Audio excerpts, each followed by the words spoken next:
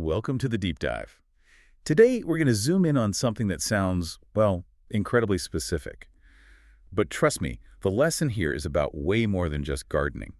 We're talking about the tiny, critical moment a seedling gets its first real home. And we are really getting into the weeds, or, more accurately, the soil.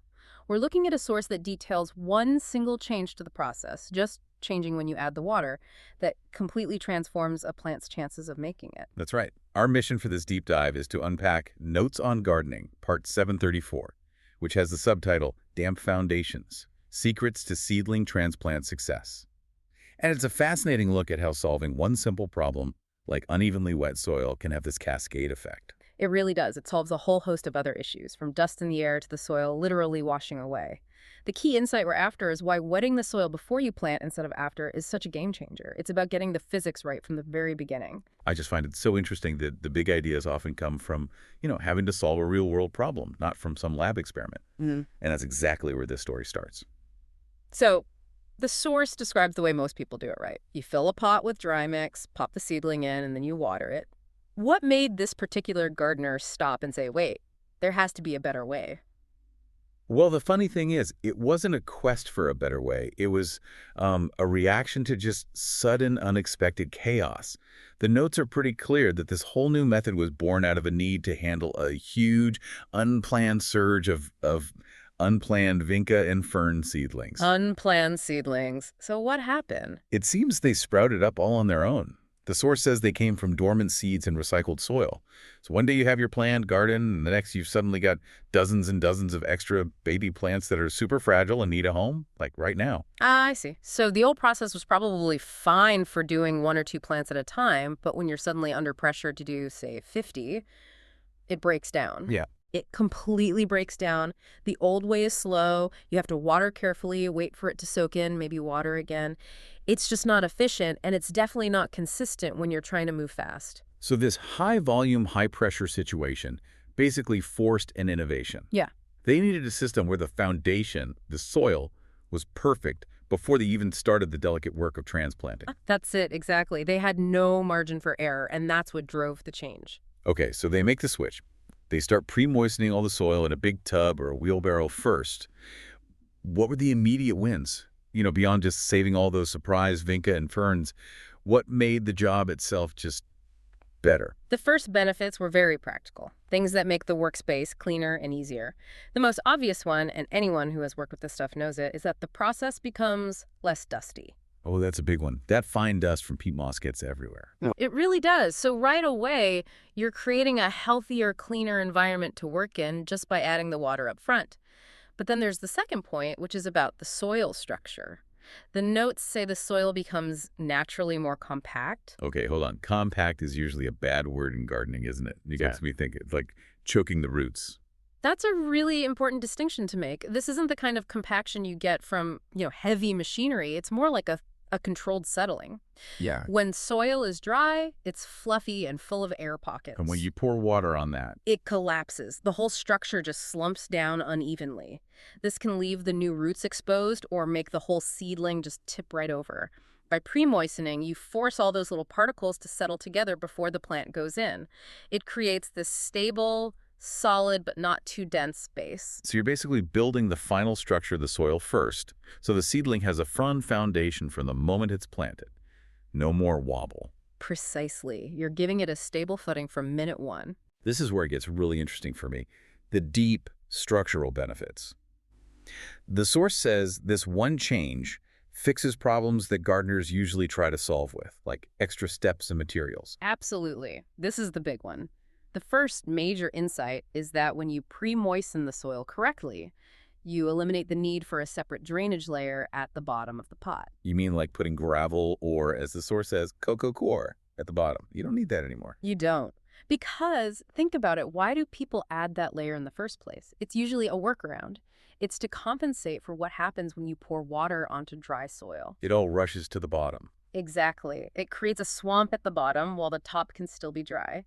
That drainage layer is supposed to act as a buffer, but if your entire soil volume is already uniformly moist, the water doesn't rush anywhere. It's already where it needs to be. So you're solving the water management problem inside the soil itself, rather than trying to fix it with an extra layer underneath. That's it.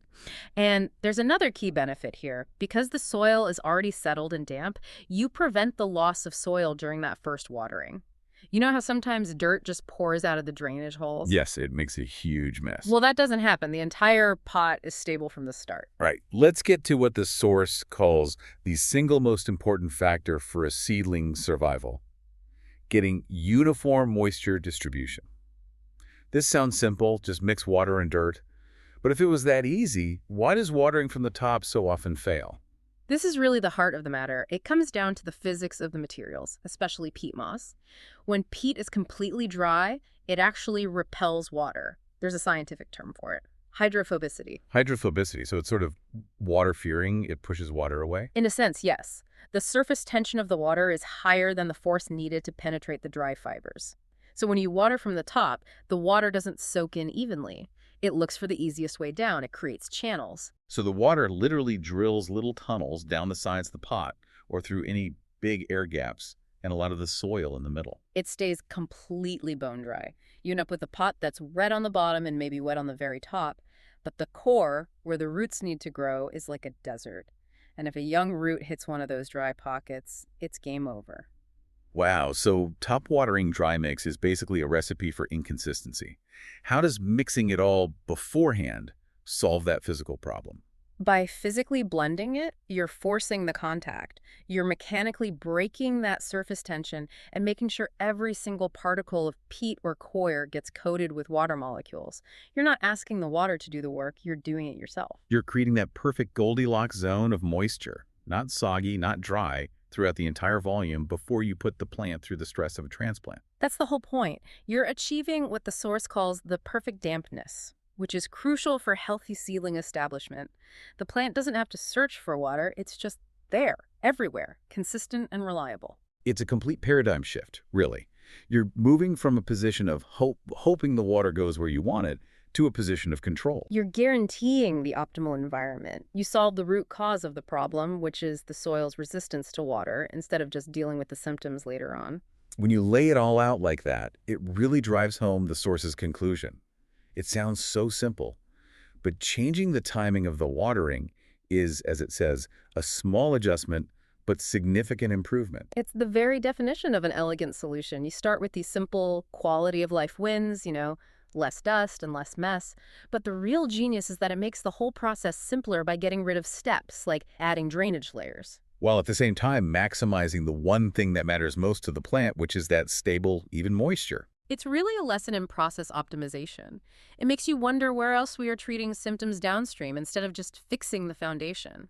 The gardeners simply realized the old way was asking the soil to do something it physically struggles with and found a way to take that variable out of the equation entirely. A truly profound insight from such a simple change. Thank you for joining us for this deep dive into dam foundations. We've seen how creating a stable, predictable environment for something as fragile as a tiny seedling is the absolute key to its success, and how sometimes the most powerful fix is just changing the order you do things. And that really brings us to our final thought. We've spent this whole time talking about how crucial perfect, consistent dampness and uniform compaction is for a tiny plant. Its entire future hinges on the preparation of its foundation. So here's the question for you to think about. What are the critical tasks in your own work or your own life that depend on a foundation that might be a bit hydrophobic, a bit resistant to what you're trying to do? Whether it's launching a new project or building a team or even just learning a new skill, where are you skipping that pre-moistening step? What part of your foundation needs to be perfectly and uniformly prepared before you ask it to bear the weight of everything that comes next? Think about where you can apply that mindset.